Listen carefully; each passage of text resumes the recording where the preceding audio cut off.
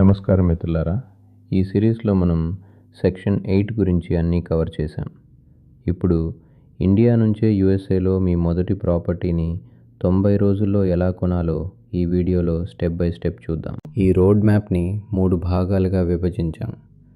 మొదటి 30 రోజులు ఫౌండేషన్, తర్వాతి 30 రోజులు ఎగ్జిక్యూషన్ మరియు చివరి 30 రోజుల్లో మీకు రెంట్ రావడం మొదలవుతుంది. మొదటి నెలలో మీ గోల్ మరియు బడ్జెట్ని క్లియర్ చేయండి, ఎల్ఎల్సీని సెటప్ చేయండి మరియు మీ కోర్ టీమ్ని బిల్డ్ చేయండి.